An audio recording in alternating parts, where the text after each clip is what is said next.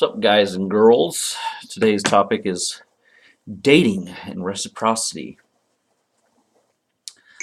Sorry. Never prepared ever, am I? No, not. So, dating and reciprocity. Why is this an issue? Well, first off, let's back up. If you've gone through this type of relationship, it's going to be a long fucking time before you're capable of dating again.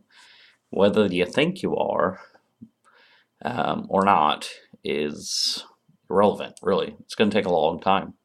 You're probably not even going to want to attempt dating because it's just narcissistic relationships have some way of basically just turning off your libido completely, which happened to me. I mean, I spent like 2 years, yeah, about 2 years just completely uninterested in doing anything with anybody.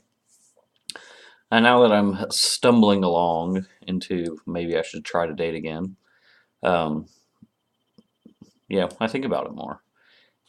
And the importance of reciprocity in dating. Let's start out with, if you were raised by narcissistic parents, you were rewarded for doing their bidding or doing things you probably should have never done, but they wanted you to do.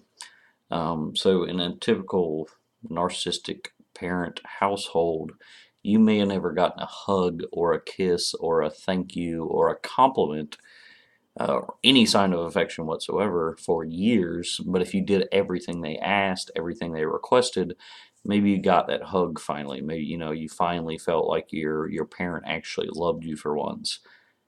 So most of us have been raised in that kind of household are under the impression that in order to get love, we have to give to extreme amounts.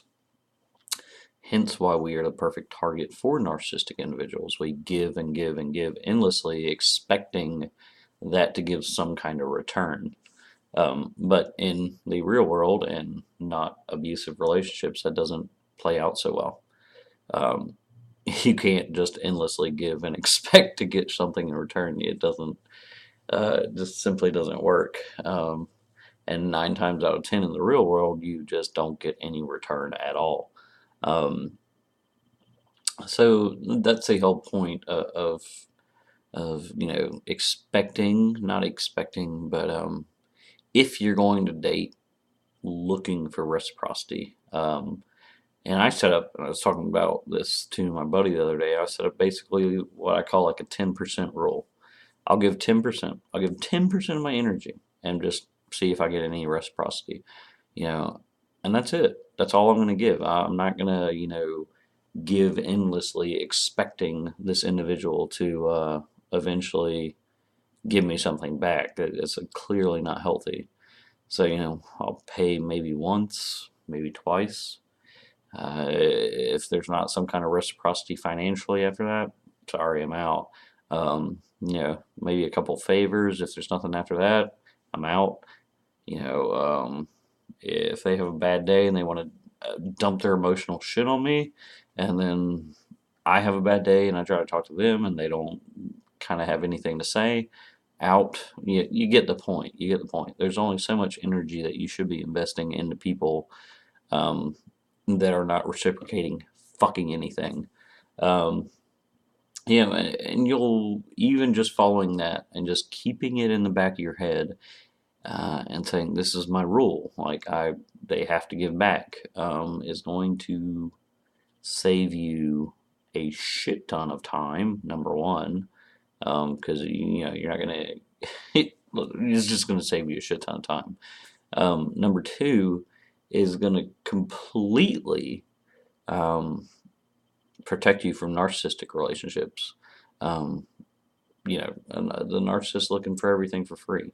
Um, Somebody to give to them endlessly. If you are following this 10% rule, the narcissist is never going to even pass the filter of that ever. Even with their love bombing, it's still not going to pass past that screen. Um, that's really that's basically it. If you do decide to date again, just keep that in the back of your head. And different people maybe gravitate to different percentages, but for me, I feel like I'll put like 10% effort in and just see if you get a return. Um, and sadly, with the world these days, you won't. You won't. So that's it. And I hope you enjoy. Hope you heed my advice and use it in the future, because I promise you it will pay off. And Happy New Year, too, to everybody. It's been a while. All right.